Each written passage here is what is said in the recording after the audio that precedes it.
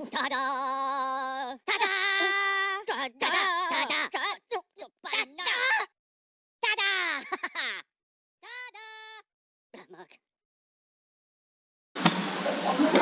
Assalamualaikum warahmatullahi wabarakatuh. Saya Yeni. Di sini saya akan menjelaskan perbedaan antara Object Oriented Programming dengan Procedural Programming dengan menggunakan bahasa pemrograman Java dan juga editor NetBeans IDE 8.2. Di mana program ini nantinya akan menunjukkan karakter serta perbedaannya dengan hasil output yang sama, tetapi disusun dengan menggunakan metode yang berbeda. Sebelumnya, perlu kita ketahui apa itu OOP dan prosedural. OOP atau yang sering disebut dengan Object Oriented Programming merupakan paradigma pemrograman yang berorientasikan pada objek yang dibungkus dalam kelas-kelas atau objek-objek. Sedangkan Procedural Programming merupakan suatu tahap-tahap kegiatan untuk menyelesaikan suatu masalah yang berorientasi pada aksi. Baiklah, langsung saja kita masuk ke dalam contoh coding atau programnya. Ini merupakan tampilan dari contoh coding OOP, di mana di dalam coding OOP ini dia terdapat kelas-kelas. Kelas yaitu suatu template atau rancangan dari objek yang akan kita buat nantinya. Sedangkan untuk tampilan coding dari procedural programming adalah seperti ini, di mana dia tidak ada kelas ataupun objek-objek tambahan. Baiklah, di sini saya akan menjelaskan perbandingan antara coding OOP dan juga prosedural. Di dalam coding OOP ada dikenal dengan istilah method atau yang sering disebut dengan fungsi. Method adalah dibuat dan disimpan secara bersama-sama di dalam kelas. Jadi di dalam kelas itu terdapat method dan juga istilah-istilah yang lainnya. Sedangkan di dalam prosedural dia lebih dikenal dengan nama function. Untuk yang selanjutnya, dia ada objek. Objek sendiri ialah sesuatu yang diciptakan dari kelas. Di objek ini sendiri nantinya akan terdapat data atau atribut yang nantinya bakal ditampilkan ke dalam metode. Sedangkan di dalam prosedural dia lebih disebut dengan modulus. Dia letaknya di sini. Yang selanjutnya, dia ada atribut atau data, itu ini, yang merupakan isi dari objek. Di sini kita buat di sini ABC objek 1 yang nantinya bakal ditampilkan objek 1 tampil yang akan ditampilkan oleh fungsi method. Kemudian di dalam prosedural dia lebih disebut dengan variabel. Yang selanjutnya, di dalam coding OOP, dia dikenal dengan message, yang ditandai dengan 2 garis miring, yang berfungsi digunakan untuk membuat komentar yang bertujuan sebagai pengingat si user atau pemrogram, karena saking banyaknya coding yang udah pernah kita buat, tidak bisa dipungkiri kalau kita nantinya bakal ada lupa, sehingga di saat nanti kita lupa coding yang kita buat itu bertujuan untuk apa, kita tinggal lihat dari message-nya ini. Sedangkan untuk di prosedural dia lebih disebut dengan argumen untuk menampilkan komentarnya. Setelah coding OOP dan prosedural tadi dijalankan, dia memiliki hasil output yang sama. Untuk di coding OOP, hasil outputnya adalah ini. Ini adalah contoh program dengan menggunakan metode OOP selamat mencoba. Kemudian untuk hasil running dari prosedural, itu sama. Ini adalah contoh program dengan metode prosedural selamat mencoba. Kurang lebih inilah penjelasan perbedaan antara Object Oriented Programming dengan Procedural Programming. Untuk penjelasan selanjutnya akan dilanjutkan oleh teman saya. Terima kasih. Assalamualaikum warahmatullahi wabarakatuh. Saya Zarin Syafitri dari Prodi Teknik Informatika. Di sini saya akan menjelaskan tentang perbedaan antara metode OOP dan Procedural Programming. Yang pertama yaitu dari segi perbedaan fungsi utama dari masing-masing program. Untuk fungsi utama dari metode prosedural yaitu fungsi dan prosedurlah yang beroperasi pada data. Sedangkan untuk OOP yang beroperasi pada data, yaitu hanya datanya saja, tidak ada pada fungsi ataupun prosedur.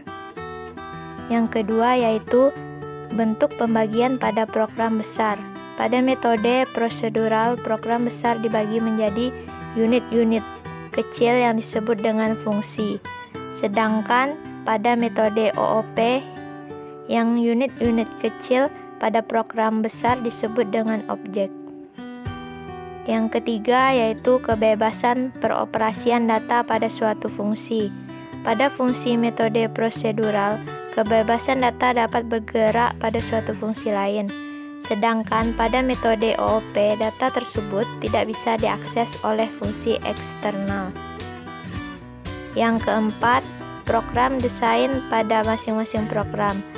Pada metode prosedural, program desain yaitu bersifat pasif, sedangkan pada metode OOP program desainnya lebih bersifat aktif. Yang terakhir yaitu sifat pada unit kecil dari program. Sifat unit kecil pada program metode prosedural yaitu berupa top down atau yang bisa dimaksud dengan tugas-tugas kompleks dipecah menjadi bagian yang lebih kecil sampai subtugas itu tersebut dapat diimplementasikan. Sedangkan untuk metode OOP, sifat unit kecil yaitu bottom up yang merupakan memuat prosedur untuk menyelesaikan tugas-tugas yang sederhana, kemudian menggabungkan prosedur-prosedur tersebut dengan prosedur yang lebih kompleks sampai fungsionalitas yang ingin tercapai. Kelebihan OOP. Yang pertama yaitu data dan fungsi dibungkus dalam kelas-kelas atau objek-objek. Yang kedua, efektif digunakan untuk menyelesaikan masalah besar. Maka untuk masalah-masalah yang rumit, OOP lebih kompleks untuk digunakan. Yang ketiga yaitu fungsi algoritma terbagi menjadi beberapa kelas, dapat memudahkan kita dalam memahami program. Yang keempat yaitu menghemat space memori. Program OOP tidak banyak menghabiskan memori.